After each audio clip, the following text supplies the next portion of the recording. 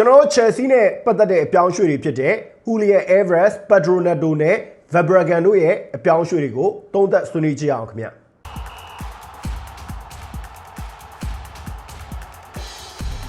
မင်္ဂလာပါကိုခင်းစတာ football show ကနေကြိုဆိုပါရကျွန်တော်ကိုခန့်ပါကျွန်တော်တို့ Chelsea အနေနဲ့ဒီနှစ်တွေမှာကစားသမားအယောင်းအဝယ်တွေကြီးကြီးမားမားလုပ်ဖို့ရှိတယ်ဗျ။ဘာကြောင့်လဲဆိုတော့ဒီနွေရာသီမှာ Chelsea ရဲ့အသက်အသုံးစရိတ်ကဘာမှမရှိဘူး။အဲ့တို့ကြောင့်နောက်လာမဲ့နွေရာသီဆိုရင် FFP rules အောက်က looking မှုနဲ့အတူကစားသမားခေါ်ယူအားဖြည့်မှုတွေအများကြီးလုပ်လာနိုင်တယ်။တခုတော့ရှိတယ်။ငွေကြေးရကစားသမားခေါ်နိုင်တော့မှအသင်းမှာကစားသမားတွေမထွက်ဖဲနဲ့ခေါ်ဖို့ဆိုတာမဖြစ်နိုင်ဘူး။နံပါတ်1အချက်လူတွေအများကြီးပုံနေလိမ့်မယ်နီးပြဘယ်ကစားသမားကိုသုံးလို့သုံးရမယ်မသိဘူး squad depth ကြီးကကြီးတဲ့ကြီးလာလိမ့်မယ်နောက်တစ်ချက်ကစားသမားတွေကိုပေးနေရတဲ့လောက်ခပမာဏပြောင်းရွှေ့ကြီးထက်ပိုများတယ်ဗျပြောင်းရွှေ့ကြီးဆိုတာရော့တခါတည်းပြီးတော့ကစားသမားတွေရဲ့လောက်ခပမာဏဆိုတာသူတို့ရဲ့လက်ကျန်စာချုပ်တန်းအလိုက်အများတန်းပေးနေရမှာအဲ့ဒါကြောင့်ကစားသမားအယောင်းတွေလည်းအများကြီးရှိတယ်အဝယ်တွေလည်းအများကြီးရှိလာနိုင်တယ်ဆိုတော့ကနဦးဒီရပ်ပိုင်းအတွင်းမှာထွက်ထားတဲ့အပြောင်းအရွှေ့တဲ့ဒေးလေးသုံးဖို့ကျွန်တော်ရထားတယ်စိတ်ဝင်စားစရာကောင်းတဲ့အတွက်ကျွန်တော်ဒီဗီဒီယိုထဲမှာထည့်သွင်းဆွေးနွေးတာပါကစားသမားအဝယ်က2ယောက်အယောင်းက1ယောက်ပါအဲ့တော့အဝယ်2ယောက်ထဲမှာ Fabregas ပါတယ် Julian Alvarez ပါတယ်အယောင်းကတော့ Pedro Neto ဖြစ်ပါတယ်โอเคအဲ့တော့ကျွန်တော် Pedro Neto ရဲ့အယောင်းကိစ္စကိုစပြီးဆွေးနွေးကြည့်အောင် Neto ရဲ့အသက်က25နှစ်ဒါကတောင်ပန်ကစားသမား1ယောက်အတွက်အကောင်းဆုံးအသက်ပဲတိုးတော့တောင်ပန်ကစားသမား1ယောက်အသက်29နှစ်ကျော်သွားပြီဆိုရင်တော့ decline ဖြစ်ဖို့ပဲရှိတော့တယ်သူ့ရဲ့ဆွမ်းဆောင်ရည်ပိုင်းအရာဖြစ်စေတန်ကြေးအရာဖြစ်စေတက်လာဖို့ဆိုတာနည်းသွားပြီဗျဥမာလေးတစ်ခုခိုင်းနိုင်ပြီးပြောချင်တာကျွန်တော် Rafael Leao နဲ့ခိုင်းနိုင်ပြီးပြောချင်တယ် Leao ကို22 23နှစ်လောက်မှသာ AC Milan အသင်းကရောင်းရင်ပေါင်တန်း100ပြေးမလို့ဘူးအခု Leao ရဲ့အသက်ဒီ26 29နဲ့ဝင်သွားတဲ့အချိန်မှာ Leao ရော့ပေါင်တန်း100တန်း150ပေးခေါ်မဲ့ club ဆိုတာမရှိတော့ဘူးစွမ်းဆောင်ရည်ပိုင်းကောင်းပါလေရဲ့နဲ့သူ့ရဲ့အသက်အရွယ်နဲ့ကစားတဲ့ position ရတန်ကြီးကကျလာအဲ့တော့ပြောချင်တာ Neto ရဲ့အသက်က25ဒီချိန်မှာကျွန်တော်တို့ထုတ်ရောင်းလို့အကောင်းဆုံးအချိန်ပဲနောက်2နှစ်3နှစ်လောက်ကြာရင် Pedro Neto စီကပြောင်းရွှေ့ကြီးအများကြီးရဖို့ဆိုတာမဖြစ်နိုင်တော့ဘူးဒါကဈေးကွက်နဲ့ပတ်သက်ပြီးပြောပြတာစွမ်းဆောင်ရည်ပိုင်းကကြည့်မယ်ဆိုရင်လည်း Pedro Neto ဒီ yes selfish ဖြစ်တဲ့ player ဗျ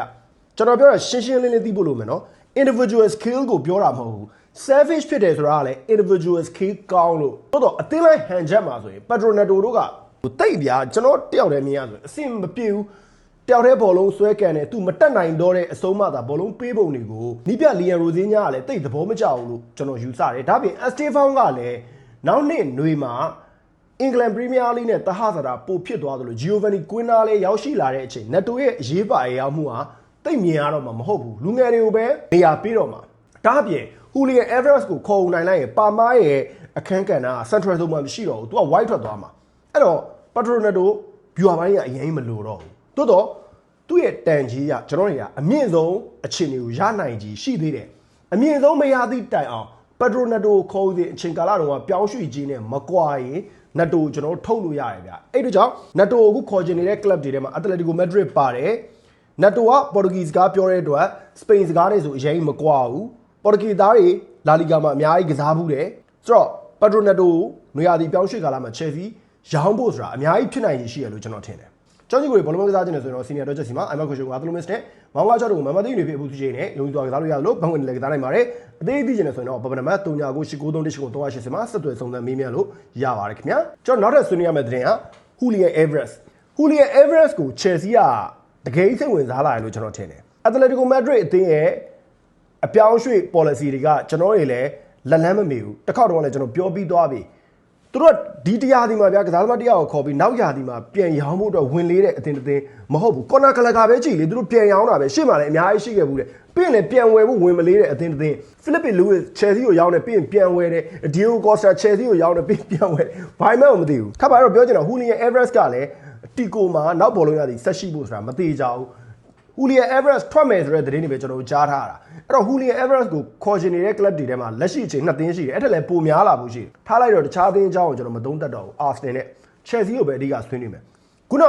Neto အကြောင်းပြောရင်းနဲ့ကျွန်တော်ထည့်ဆွေးနွေးပြီးသွားပြီကိုပါမာရဲ့ရေးပါရောက်မှုက Central Zone မှာမရှိတော့ရင်ကိုပါမာ wide ထွက်သွားမယ်အဲ့တော့ wide မှာတော့တောင်ပန်ကစားသမားတယောက်လို့ပါမာဆော့ချင်မှဆော့လိမ့်မယ်ထားပါတော့ဗျာ AM နေရာလေးမှာရှက်တိန်လေးဆော့ခိုင်းမယ် half space မှာနေရာယူတဲ့ AM ပေါ့သူက central attacking midfielder လည်းမဟုတ်ဘူးဟိုလုံးဝ left နေရာလည်းရောက်တာမဟုတ်ဘူးအဲဒီ central attacking midfielder ရဲ့ left attacking midfielder ရဲ့ sorry right ပြောပါ right attacking midfielder ရဲ့ဂျားထဲမှာကစားမယ် half space မှာနေရာယူမဲ့ပုံစံမျိုးပေါ့အခုကစားနေတဲ့ style ပေါ့လေအဲ့တော့ Julian Alvarez တာရောက်လာရင် JP နဲ့တွဲလိုက်တဲ့အခါကျရင်ပို့ပြီးတော့ fluid ဖြစ်တယ်ကစားသမားတွေဂျားရဲ့ relationism ပို့ပြီးအားကောင်းလာနေတယ်အခု Liam Delap နဲ့ JP တွဲရင်အဲ့လိုမြင်ရမှာမဟုတ်ဘူး Delap က vision အားနေတဲ့အခါကျတော့ Julian Alvarez ပါမှာ JP အတွဲဖက်ကို bro မျိုးလုံးနဲ့မြင်အောင်ကြည့်လိုက်ကွင်းလင်ကကစားသမားတွေနဲ့ပါပေါင်းပြီးတော့ Astrovol နဲ့ပါထပ်ပေါင်းလိုက်လုံးဝ fluidity ကိုအကောင်းဆုံးဖန်တီးနိုင်မယ်အခင်းချင်းမျိုးဖြစ်လာလိမ့်မယ်အနာဂတ်မှာ Chelsea ရဲ့ပုံစံအဲ့ fluid football ကစားတဲ့ပုံစံအခင်းချင်းတွေကိုတေချာပေါက်မြင်ရဖို့ရှိတယ်အဲ့ဒါကြောင့် Julian Alvarez ကလည်း Chelsea ဒီနှစ်တွေမှာတေချာပေါက်ခေါ်ဖို့ကြိုးစားလာနေတဲ့ကစားသမားတစ်ယောက်ဖြစ်ပါတယ်နောက်ဆုံးတစ်ယောက်ကတော့ Verbruggen ပေါ့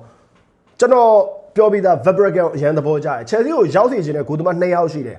တစ်ယောက်က Porto ဂိုးသမား Diogo Lopez နဲ့နောက်တစ်ယောက်က Verbruggen ကိုပိုတော်ကြိုက်သေးတယ် Diogo Lopez က Porto မှာပဲတက်တည်ပြထားတာဒါပေမဲ့ Verbruggen က Brighton မှာ proven ဖြစ်ပြီးသား player လေး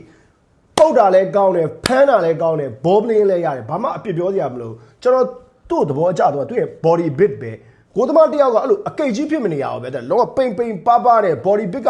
လုံးဝတောင့်တင်းနေတဲ့ကိုသမားတယောက်ရဲ့တွေ့မြင်တဲ့ appearance ပေါ့တိတ်သဘောကျတယ်အဲ့တော့ appearance တခုတည်းလားဆိုတော့မဟုတ်ဘူးဒီဘက်က skill ဘိုင်းမှာဘာမှအပြစ်ပြောစရာမရှိတဲ့အတွက်ကျွန်တော် Verbruggen ကိုရလိုက်မယ်ဆိုရင် Liam Rosignol တဲတဲ့အဲ့ဒီကိုယ့်ရဲ့ defensive တက်နဲ့ middle တက်ကြားတွေက between the lines တွေမှာ